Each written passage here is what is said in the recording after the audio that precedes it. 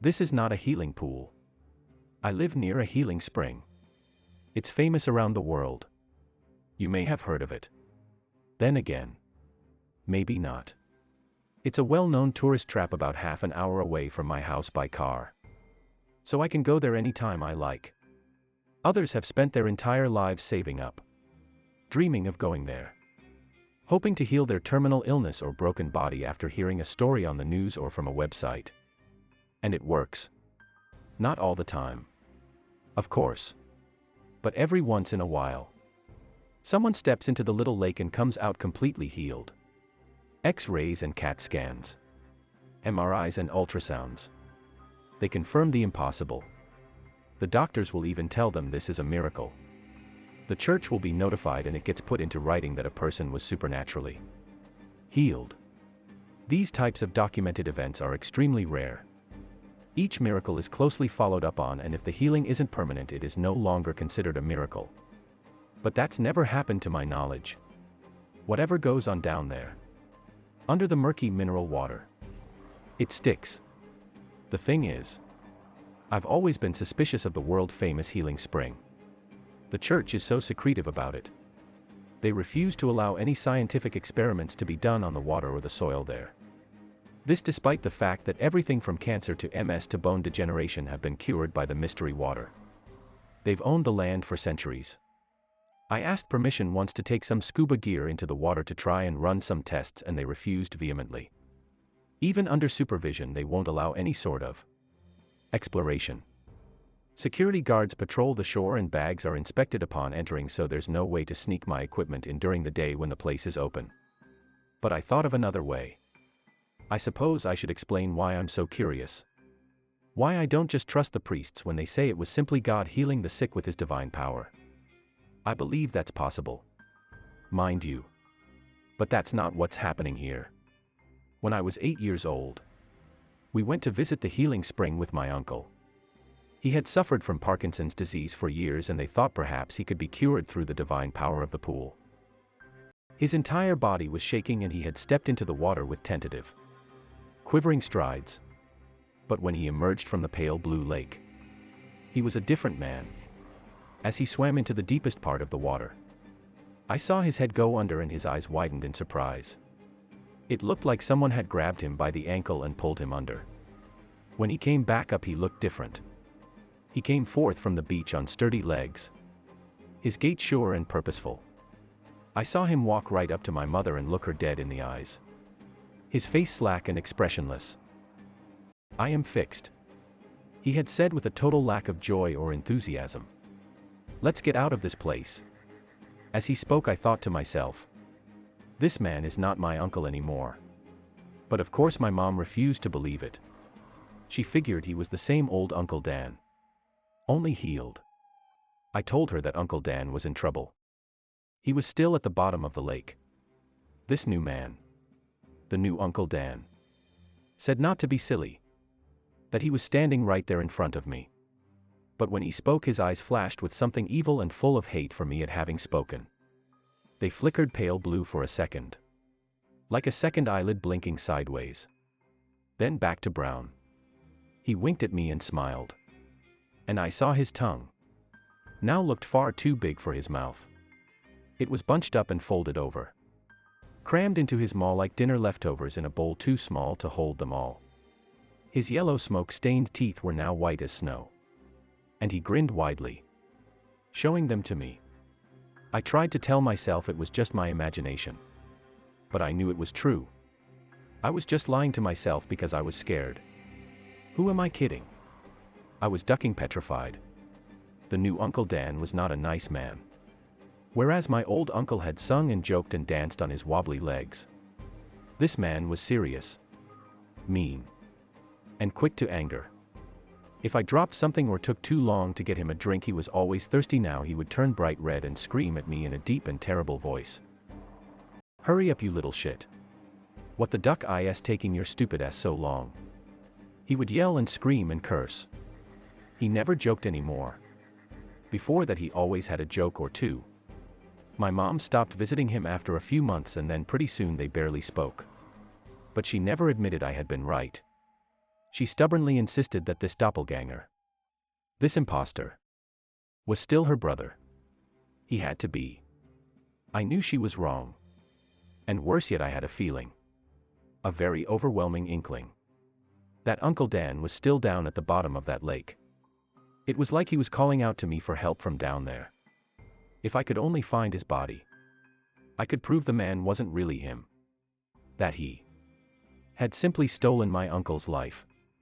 So one night when I was in my late 20s, full of pride and fearlessness, I made my way over to the property. I had all my gear. My flippers, wetsuit, air tank, regulator, hoses, a waterproof camera, flashlight, and everything else I needed. I had been preparing for years to do this. I drove past the gated entrance a little ways and parked at the side of the road in the tall grass. I got out of my car and made my way through the forest towards the little lake. The night sky was clear and cloudless. The full moon shone up above and lit my path as I walked through the brush. I had to hide once or twice when I saw the flashlight beams of security guards patrolling the area, but kept moving again once they had passed by. I slipped through the woods as quickly and quietly as I could, making my way towards the healing pool further within the property. The security guards were everywhere. Dozens of them. Why did they need such protection for a little lake? I wondered. It only convinced me further that something sinister was happening there. After a few close calls, once nearly waking right into a guard and only avoiding detection just barely, I reached the water's edge.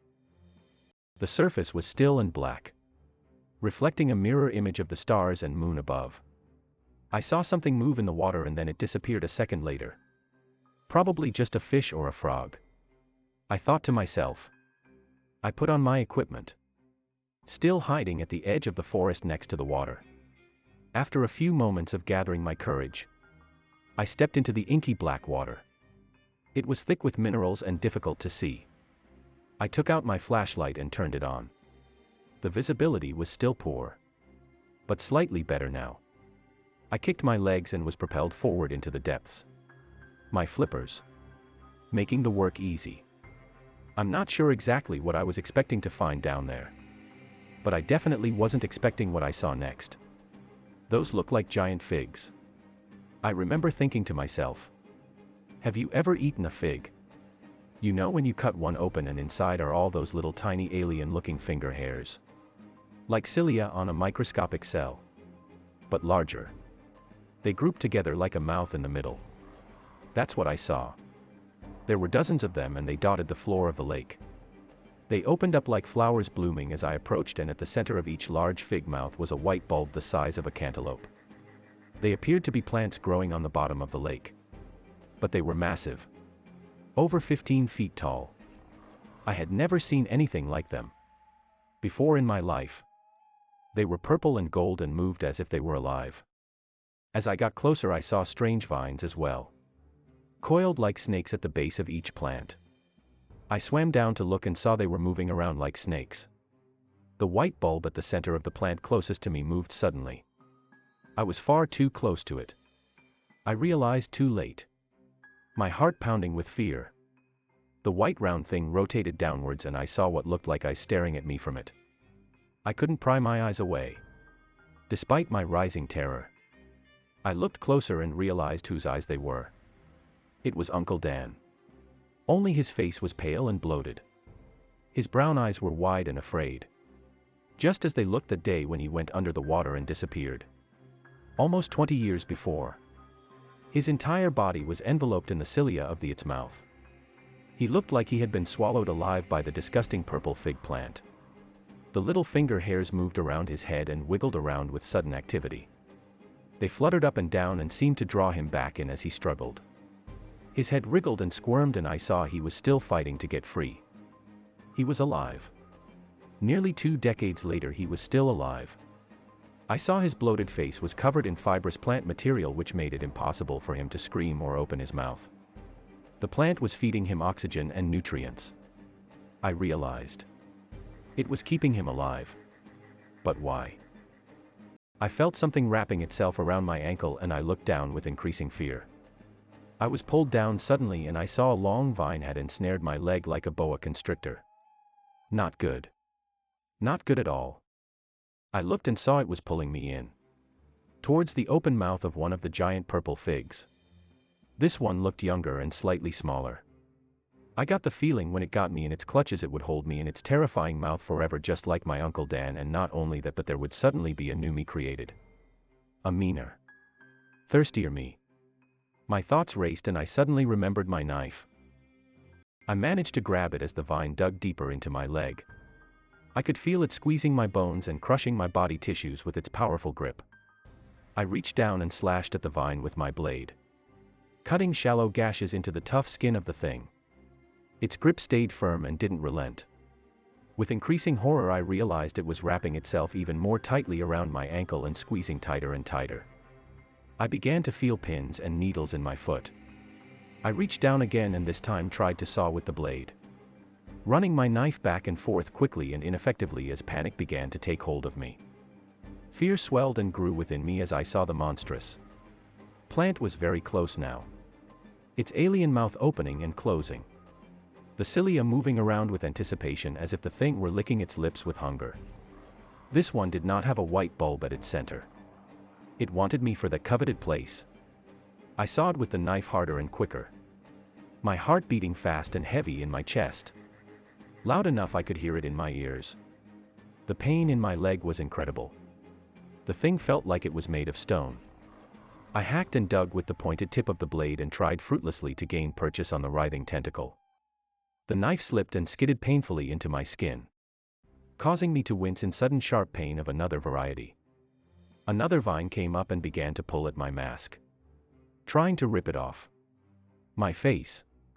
I slashed and hacked with the knife and managed to cut off a piece of this thinner vine and it retreated. But several others began to approach from the depths. This was not going well. The agony in my ankle and foot grew and grew until it went completely numb. As the pins and needles sensation went away to be replaced by a heavy pressure pain, I pictured my foot turning increasingly darker shades of purple. At that moment I was beyond desperate. The pain in my leg was worse than anything I had ever thought possible and my hacking and sawing at the vine was making no progress. I took a deep breath and began to saw at my own leg, rather than the tentacle that had ensnared it, making quick progress on the flesh below the kneecap. Compared to the vine my leg made for easy work. The knife cut through the skin and tendon like it was a tough steak. The pain was terrible. But the idea of getting free was better. And I continued sawing, biting down on the regulator mouthpiece and trying desperately to keep breathing. I reached bone and continued to saw with the serrated part of the blade. I was making tiny bits of progress and starting to become slightly hopeful when one of the vines pulled off my face mask and another yanked the regulator out of my mouth. I managed to get one last good breath in before my air source was pulled away. I held my breath and swung the knife wildly, trying to scare the tentacles off. Then went back to my leg. I was through the bone finally. My hand continued to saw through the other side and I felt a huge weight drop off below me as my dismembered foot fell down to the depths. Kicking with my one remaining leg, I swam up to the surface. The other vines brushed against me as I escaped, but I managed to get away without any of them managing to grab onto me. I got up to the surface of the water and took huge, gasping breaths of the fresh air. My leg screamed in agony and I struggled towards the beach. When I got there, several security guards were waiting for me. I got the impression they had no idea what happened beneath the lake. At the bottom, they were simply hired goons. Their faces regarded me with pity as I coughed up water from my lungs and screamed in pain. "You lose your other leg?" one of them asked dully. Luckily they felt bad for me and dialed 911 before calling their bosses. I managed to escape from the place in the back of an ambulance and wound up in a nearby hospital on the trauma unit there. I was there for over 3 months. After multiple surgeries they managed to make a stump that could be fitted for a prosthesis. The nurses and doctors were amazing, giving me encouragement and support as I made my healing journey, as they called it. I guess I shouldn't laugh. It really was a trip. I worked with prosthetists and occupational therapists, physiotherapists, and orthopedic surgeons, rehab specialists, And finally, outpatient treatment clinics. It was at one of my infrequent visits to one of these clinics recently that something happened which prompted me to write this. I was sitting on the steel table in the examination room, trying not to slide off and tumble down to the floor as the disposable paper covering slipped beneath me. The occupational therapist walked in with her student at her side. They regarded me for a moment and looked at their clipboard together. As one. Their eyes looked up at me from the clipboard. Two pairs together. At the same time. Their eyelids didn't close. But I saw them blink a second set of eyes. Sideways. The irises flicked pale blue for just a second. And they smiled at me. "What are you doing here?" the occupational therapist asked me. "Didn't you hear about the healing spring? It's very close.